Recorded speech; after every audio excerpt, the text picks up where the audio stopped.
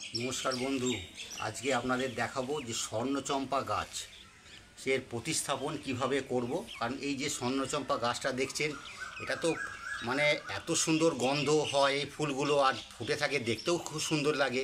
এইটা যেমন স্বর্ণচম্পা আছে, আর একটা আছে সাদা রঙের আছে। এগুলো এত সুন্দর সুগন্ধির জন্য এটা খুবই পরিচিত এইটা। তো সেই গাছটা আমি যে নার্সারি থেকে পেয়েছিলাম, নার্সারি থেকে এত সুন্দর গাছটা, তো এটা আমি নিয়ে আসলাম এবং এটাকে আমি টবে প্রতিস্থাপন করব। এবং ঠিকমতো যদি টবে প্রতিস্থাপন করে রাখা যায় না ছোট করে, তো এই গাছে কিন্তু প্রচুর ফুল ফোটে, আর এই ফুলগুলো কিন্তু সুগন্ধও খুব সুন্দর, আর দেখতেও কিন্তু খুব ভালো লাগে। তো এই প্রতিস্থাপন করার জন্য দেখুন আমি কি করেছি। দেখুন একটা টব নিয়েছি, আর যেহেতু এই গাছগুলো একটুখানি বড় হয়, তো সেই জন্য কি হয়, টবটাকেও একটুখানি বড় নিতে হবে। তাহলে কী হবে, গাছটা শেকড়টা ভালো মতো যদি চাড়াতে পারে, তখন এই গাছটা আরও সুন্দর হবে। এবং যত গাছটা একটুখানি বড় হবে, ঝোপালো হবে, ফুলও কিন্তু প্রচুর ফুটবে। আর এই সময়তেই কিন্তু এই ফুলগুলো কিন্তু ফোটে। তো সেই জন্য দেখুন আমি একটা 10 ইঞ্চি একটা টব নিয়েছি আপাতত, এবং স্টেপ বাই স্টেপ কিন্তু এই টবগুলোকে কিন্তু চেঞ্জ করতে হবে। এখন যেহেতু গাছটা আমি নিয়ে এসেছি, তো এখন যে খুব বড় টবে কিন্তু এখন বসাবো না, এখন একটা মিডিয়াম একটা 10 ইঞ্চি টব নিয়েছি, এই টবেই আমরা বসাবো। তো বসাতে গেলে কি করতে হবে, এই দেখুন সব মাটিগুলো আছে, সব মাটিগুলো পরের বছরে যে সব মাটিগুলো রাখা ছিল, সেগুলোকে সব চেরিয়ে রোদে দেওয়া হয়েছে। কারণ মাটিগুলো পরের বছরে মাটি যখন রেখে দেওয়া হয় না, তখন অনেক সময় ফাঙ্গাস একটুখানি ধরে যায়। তো সেই হিসাবে সব মাটিকে এখন চেরিয়ে দিয়েছি। দেখুন এগুলোকে মাঝে মাঝে রোদ খাওয়ালে কী হবে, ওই ফাঙ্গাসের যে সমস্যাটা থাকে সেটা নষ্ট হয়ে যাবে, আর গাছগুলো কিন্তু খুব ভালো হবে, গ্রোথ ভালো হবে। সেই হিসাবে মাছ সম্পূর্ণ ছড়িয়ে দেওয়া হয়েছে মাটিগুলোকে। তো এই মাটিগুলো তো প্রতিস্থাপন করতে গেলে দেখুন আমি কী কী নেবো। প্রথমে একটুখানি মাটি নিয়েছি, দেখুন মানে যেমন টব সেই পরিমাণে মাটিগুলো কিন্তু নিতে হবে। দেখুন এই হচ্ছে মাটি আমি এখানটা নিয়ে নিলাম। কিন্তু তার আগে একটা করতে হবে, এই যে টবটার মধ্যে যাতে ড্রেনেজ সিস্টেমটা ঠিক থাকে, মানে যাতে এই নিচে একটা তো ফুটো আছে। অনেক সময় কি ডাইরেক্ট মাটি দিয়ে দিলে কি হয়, এই ফুটোটা কিন্তু বন্ধ হয়ে যায়, সেই সময় জল কিন্তু আর পাস হয় না। সেই জন্য আমরা প্রথমে কি করব, কিছু নুড়ি পাথর একটু আমরা এর মধ্যে কিন্তু দিয়ে দিচ্ছি। এটা দিয়ে দিলে কী হবে, মুখটা কিন্তু আর জাম হবে না। তো দেওয়ার পর আমরা এই মাটিটা কিন্তু আমরা এখান থেকে নিয়ে নিলাম। নেওয়ার পর কি করব, এখান থেকে দেখুন প্লেন গোবর সার নিচে দেখুন গোবর সারগুলো কিন্তু আমরা এখানের সঙ্গে আমরা কিন্তু ভালো করে কিন্তু মিশ্রিত করে দিচ্ছি। তো এইভাবে যদি প্রতিস্থাপনগুলো করা যায় বিভিন্ন রকম সার দিয়ে, তাহলে কিন্তু গাছের গ্রোথটা ভালো হবে। আর যেহেতু আমরা দেখুন টবে আমরা গাছ করি, একটুখানি খাবারটা সবসময়ের জন্য একটুখানি কিন্তু বেশি দিতে হবে, তবেই কিন্তু গাছের এই গ্রোথটা হবে। এই যে ফুলগুলো দেখছেন, এই ফুলগুলো এগুলো কিন্তু আরও বড় হবে কিন্তু ফুলগুলো। আচ্ছা, এর সঙ্গে আমরা কি করছি, দেখুন হাড়ের গুঁড়ো আছে, হাড়ের গুঁড়ো এর সঙ্গে আমরা মিশিয়ে দিচ্ছি। এখন যেহেতু আমরা টবে প্রতিস্থাপন করছি, খুব একটা বেশি আমরা খাবার দেব না, মিডিয়াম একটুখানি আমরা খাবার দিয়ে জাস্ট গাছটাকে আমরা বসাবো। যখন গাছটা ভালো মতো ধরে যাবে, একটুখানি বড় হবে, তখন আমরা কিন্তু স্টেপ বাই স্টেপ কিন্তু আমরা কিন্তু খাবার কিন্তু দিতে থাকবো। কারণ খাবার বলতে তখন অনেক কিছু খাবার কিছু দেয়া আছে, কিছু মানে রাসায়নিক সারও কিছু দেব, প্লাস কিছু ভার্মি কম্পোস্ট আছে, আমাদের যে খোলের জল আছে, এগুলো বিভিন্ন সময় বিভিন্নভাবে কিন্তু আমরা দেবো। আর কি করছি, এই যে পুরনো যেটা মাটিটা ছিল, তার সঙ্গে কিন্তু আমরা একটুখানি ফাঙ্গাসাইড আছে, এটাও কিন্তু আমরা একটুখানি মিশিয়ে নিচ্ছি আমরা।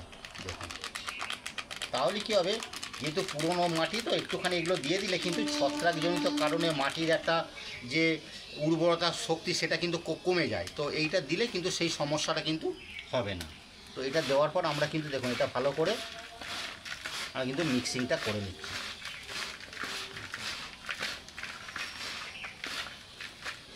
মিক্সিংটা করার পর আমরা দেখুন প্রথমে কিছু 2 স্টেপ মাটি আমরা কিন্তু এখানে দিয়ে দেবো।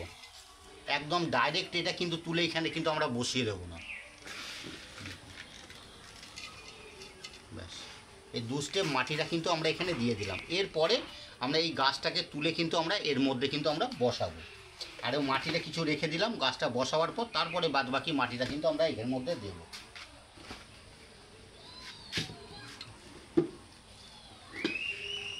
কারণ এই স্বর্ণচম্পা গাছ আপনি যে কোনো নার্সারিতে গেলে আপনি কিন্তু সবসময় কিন্তু পেয়ে যাবেন। কিন্তু এর আবার অনেক রকম ভ্যারাইটি আছে, অনেক রকম জাত আছে। সেগুলো যখন নেবেন তখন সেগুলো অবশ্যই একটুখানি জেনে নেবেন যে এর এর জাতটা কী। কারণ অনেকগুলো আছে, অনেক সময় দেখবেন এই যে ফুলগুলো ফুটে যেটা এত বড় হয়েছে, অন্য অন্য আছে ফুলগুলো আরও ছোট হয়। কালারটা কালার কীরকম কালার নেবেন, এইটা যখন একটু হালকা আছে স্বর্ণচম্পা, আর একটা আছে একদম ডিপ স্বর্ণচম্পা, একদম একদম পুরো হলুদ রঙের, এইটা একটা আছে। আর একটা যে সাদা রঙের ছোট্ট মতো হয়। কারণ এই দেখুন এগুলো কুঁড়িগুলো দেখুন কত, এই ডগে দেখুন কত কুঁড়ি রয়েছে, দেখেছেন? এগুলো আর কি, এগুলো কাল পরশুর মধ্যেই কিন্তু আবার এই ফুলগুলো কিন্তু আবার ফুটে যাবে। এইভাবে যখন নেবেন তখন একটুখানি গাছটা দেখে নেবেন, তাহলে কী হবে, আপনি আপনার পছন্দর সহিত গাছটাকে আপনি নিয়ে এসে লাগাতে পারবেন। তো এই গাছটাকে আমরা এখান থেকে তুলে এখানে বসিয়ে দিচ্ছি। দেখুন এইটা আমরা টপ থেকে আমরা ওই যে ক্যারিয়ার থেকে আমরা বার করে নিলাম, বার করে পর কিন্তু এইটা আমরা একদম টবের মধ্যে কিন্তু আমরা এখানে বসিয়ে দিচ্ছি। দেখুন এবারটা দিলাম, দেওয়ার পর কী করছি আমরা, এই যে মাটিগুলো এক্সেস যে মাটিগুলো ছিল, এই মাটিগুলো কিন্তু আমরা ভালো করে কিন্তু এখানে আমরা দিয়ে দিচ্ছি একটুখানি। দেখুন